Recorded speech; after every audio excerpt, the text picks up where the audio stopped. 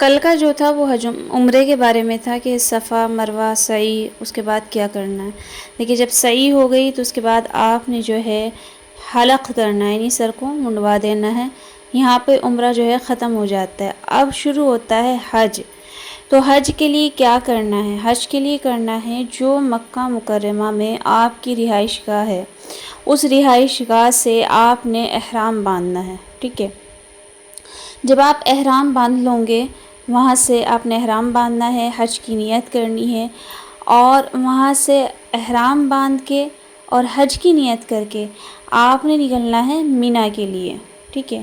آپ نے نکلنا ہے مینا کے لیے، اور مینا کے لیے جو یہ نکلا جاتا ہے، یہ نکلا جاتا ہے 8 ذو الحجہ کو۔ مینا پہنچ کر آپ نے وہاں پر جو خاص کام ہے وہ ہے عبادت۔ وہاں پہنچ کر آپ نے کرنی ہے عبادت، اللہ کا ذکر، اور یہ وہ جگہ ہے جس کے لیے اللہ سے دعا مانگی جاتی ہے، اور وہاں پر جو بھی آپ مانگوں گے وہ اللہ تعالیٰ قبول کرتا ہے۔ تو وہاں پہنچ کر جو ہے احرام آپ نے اپنی رہائش گاہ سے باندھنا ہے، پہنچنا آپ نے جو ہے اپنی رہائش گاہ سے مینا کی طرف ہے۔ تو یہ حج کے 5 دن ہوتے ہیں، موٹا موٹا میں آپ کو بتا دیتی ہوں، تفصیل جو ہے وہ ہر ویڈیو کی الگ الگ آئے گی۔ 5 کام ہیں اور 5 دن ہیں، ٹھیک ہے، اور چھٹا اگر کوئی انسان ملا لے اس کا ایک الگ ہے۔ تو سب سے پہلے دن 1 کام ہے، دوسرے دن 2 کام ہیں، تیسرے دن 3 کام ہیں، اور چوتھے دن 1 کام، 5ویں دن 1 کام، چھٹے دن اگر ملا لے ساتھ تو بھی 1 کام ہے، اور بیچ میں طواف زیارت ہیں، ٹھیک ہے۔ یہ ہے موٹی موٹی تفصیل اس کی۔ اب ہمیں کیا کرنا ہے؟ تو 8 ذی الحجہ سے شروع ہوتا ہے۔ 8 ذی الحجہ کو آپ نے مینا میں پہنچ جانا ہے، اور مینا میں وہاں پہ آپ نے پہنچ کے اچھے سے عبادت کرنی ہے۔ اب وہاں پہنچ کر آپ نے جو ہے ساری نمازیں پڑھنی ہے، ظہر، عصر، مغرب، عشاء، اور سنت طریقہ یہ ہے کہ 9 ذی الحجہ کی جو فجر ہوتی ہے وہ پڑھ کر آپ نے جو ہے مقام عرفات کے لیے نکلنا ہے۔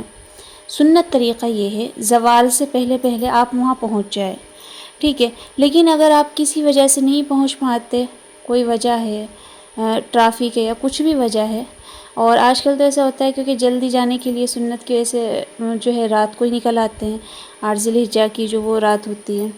لیکن اگر آپ نہیں پہنچ پا رہے تو وہاں پہ پہنچنا شرط یہ ہے کہ غروب سے پہلے پہلے پہنچنا ہے، ٹھیک ہے۔ سنت تو یہ ہے کہ آپ زوال سے پہلے پہنچے، لیکن اگر نہیں پہنچ پا رہے، آپ کو سورج کے غروب ہونے سے پہلے پہلے وہاں غروب آفتاب سے پہلے پہلے پہنچنا یہ فرض ہے، اور زوال آفتاب تک یعنی زوال آفتاب سے پہلے پہنچنا یہ سنت ہے۔ اب یہ جو آتے ہیں 2 نمازوں کو جمع کرنا، تو یہ الگ مسئلہ ہے، اس میں آپ کو نہیں پڑھنا چاہیے کیونکہ اس میں دیر ہو جاتی ہے، امام کو ڈھونڈنا پڑتا ہے، ٹریفک بہت ہوتا ہے۔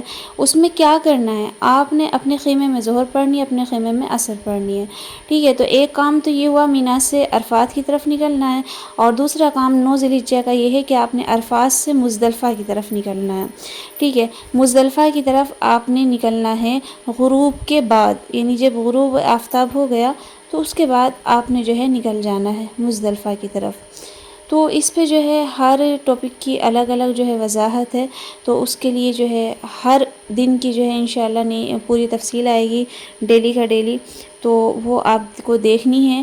باقی میں یہاں پر آپ کو یہ بتا دوں کہ 9 ذی الحجہ کی صبح یعنی فجر سے جو ہے 13 ذی الحجہ تک یہ ایام تشریق ہوتے ہیں، اور ایام تشریق کیا ہیں کہ اس میں جو ہے ایک تکبیر ہے، ایک دعا ہے جو میں آپ کو بتا رہی ہوں، وہ پڑھی جاتی ہے۔ تو ہر نماز کے بعد آپ اس کو پڑھ لیا کریں 1 مرتبہ یا 3 مرتبہ، اللہ اکبر اللہ اکبر، لا الہ الا اللہ واللہ اکبر، اللہ اکبر وللہ الحمد۔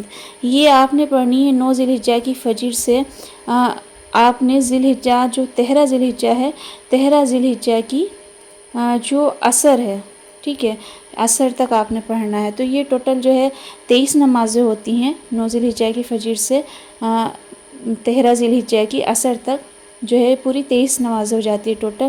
تو 23 نمازوں میں پڑھنا ہے، اور یہ حکم صرف حاجی کے لیے نہیں ہے، یہ دنیا بھر کے سارے مسلمانوں کے لیے ہے، خواہ عورتیں ہوں یا مرد ہو، سب کو پڑھنی چاہیے۔ اور فرض نماز کے بعد آپ اس کی روٹین بنا لیں پڑھنے کی، تو اس میں جو ہے مس بھی نہیں ہوتی اور اچھے سے پڑھی بھی جاتی ہے۔